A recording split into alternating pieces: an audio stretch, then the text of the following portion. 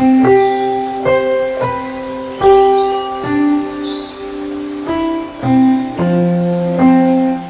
मैं आपसे fatty liver के बारे में बात करना चाहता हूँ, क्योंकि फैटी लीवर आजकल की अनियमित दिनचर्या के होते हुए समस्या दिन प्रतिदिन बढ़ती जा रही है और ये एक तरह से साइलेंट किलर है। इसका सबसे मुख्य कारण है अनियमित दिनचर्या, जैसे कि प्रोसेस्ड फूड या फैट ज़्यादा लेना, कोल्ड ड्रिंक ज़्यादा लेना, जूसेस ज़्यादा कंज्यूम करना। ये तो हमारी दिनचर्या से रिलेटेड है। बाकी वो पेशेंट्स जो थोड़े से ओबीज हैं, डायबिटिक हैं, हेपेटाइटिस बी या सी पॉजिटिव हैं, या जिनका कोलेस्ट्रॉल ज़्यादा है, उनमें ये समस्या ज़्यादा होती है। इसमें क्या होता है कि फ़ैट जाके लिवर में डिपॉजिट हो जाता है और ग्रेजुअली धीरे धीरे वो, जैसे शराब पीने वालों को सिरोसिस हो जाती है, इस तरह से सिरोसिस कर देता है। और सिरोसिस की वजह से फिर जो शराब पीने या हेपेटाइटिस बी या सी की वजह से लिवर परमानेंट डैमेज हो जाता है, वो कंडीशन आ जाती है।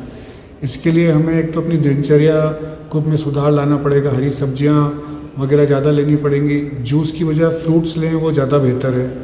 और इसके अलावा हमारे को अपनी लिपिड प्रोफाइल रेगुलरली चेक करानी चाहिए। थायराइड है, ब्लड प्रेशर है और आपका डायबिटीज़ है, ये सारी चीज़ें कंट्रोल में रहनी चाहिए। हेपेटाइटिस बी और सी का भी इलाज हमें शुरू कर देना चाहिए, अगर खुदा ना करे अगर पॉजिटिव हैं तो। इसके अलावा इसमें टेस्ट कराना ज़रूरी है। इसमें टेस्ट में सबसे सिंपल टेस्ट है लिवर फंक्शन टेस्ट। अगर उसमें SGOT SGPT बढ़ा हुआ है तो वो इंडिकेट करता है हमारी लिवर इंजरी हो रही है। और फैटी लिवर का पूरा पता चलता है बिना बायोप्सी के, वो पता चलता है फाइब्रोस्कैन से।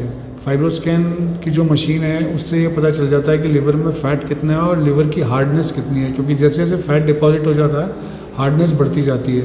पहले के ज़माने में इसका पता लगाने के लिए सिर्फ लिवर बायोप्सी एकमात्र साधन था, लेकिन वो पेनफुल भी है, एडमिट भी होना पड़ता है और इन्वेजिव है।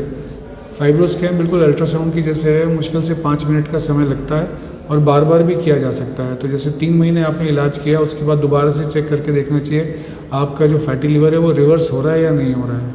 इससे आगे चल के काफ़ी समस्याओं से बचा जा सकता है। फैटी लिवर का जो शेयर है सिरोसिस कॉज करने के लिए, वो ग्रेजुअली बढ़ता चला जा रहा है। जब मैं पढ़ता था तो सिरोसिस के 5% कारण नैश, जिसको बोलते हैं नॉन अल्कोहलिक स्टेटोटिक हेपेटाइटिस, इसकी वजह से होते थे। लेकिन ये आजकल बढ़ता चला जा रहा है, क्योंकि इंडियन पॉपुलेशन में ओबेसिटी भी एक सिंड्रोम की जैसे बढ़ती चली जा रही है। It is a part of metabolic syndrome, जिसको कंट्रोल करना बहुत ज़रूरी है। सिर्फ बिना दवाई के नियमित दिनचर्या से ही काफ़ी चीज़ें कंट्रोल में आ सकती है। जैसे अगर हम जूस पीना पसंद करते हैं तो जूस की बजाय अगर हम फ्रूट्स लें तो वो हाजमा भी दुरुस्त रखेगा और लिवर को भी नुकसान नहीं पहुंचाएगा। इसी तरह से प्रोसेस्ड फूड हैं, जैसे पिज़्ज़ा है, बर्गर है, पराठे हैं, नमकीन है, ये चीज़ें हम कम मात्रा में लें। इस्तेमाल तो करें, ऐसा मैं नहीं कह रहा कि आप बिल्कुल ही ना करें, लेकिन करें, लेकिन इनको लिमिटेड क्वांटिटी में करें, ताकि ये परेशानी आपकी आगे चल के ना बढ़े। और सिरोसिस अगर हो जाती है तो फिर जैसा आपको पता है कि खाने की नली में मस्से बन जाते हैं, खून की उल्टी हो सकती है, पेट में पानी आ जाता है, जान का खतरा हो जाता है, आगे चल के इसमें लिवर का कैंसर भी बन सकता है। तो इसलिए नैश को कंट्रोल करना, फैटी लिवर को कंट्रोल करना बहुत ज़रूरी है। और फैटी लिवर जो है वो फर्स्ट स्टेज है नैश की रिलेटेड सिरोसिस की। अगर फर्स्ट स्टेज पे ही है सब कुछ, तो सब कुछ रिवर्स हो सकता है।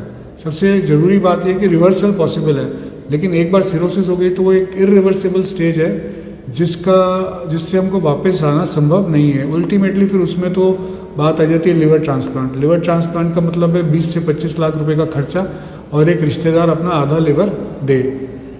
अदरवाइज लिवर ट्रांसप्लांट काफ़ी डिफ़िकल्ट है। लिवर ट्रांसप्लांट के बाद भी दवाइयाँ रेगुलर लेनी पड़ती हैं और काफ़ी महंगी दवाइयाँ ज़िंदगी भर लेनी पड़ती हैं। तो बेहतर यही है कि वैक्सीन ही लगा लिया जाए, यानी कि पहली स्टेज पे ही फैटी लिवर को डिटेक्ट करके उसका ट्रीटमेंट कर लिया जाए, ताकि वो वाली लिवर ट्रांसप्लांट और सिरोसिस वाली नौबत ही ना आए।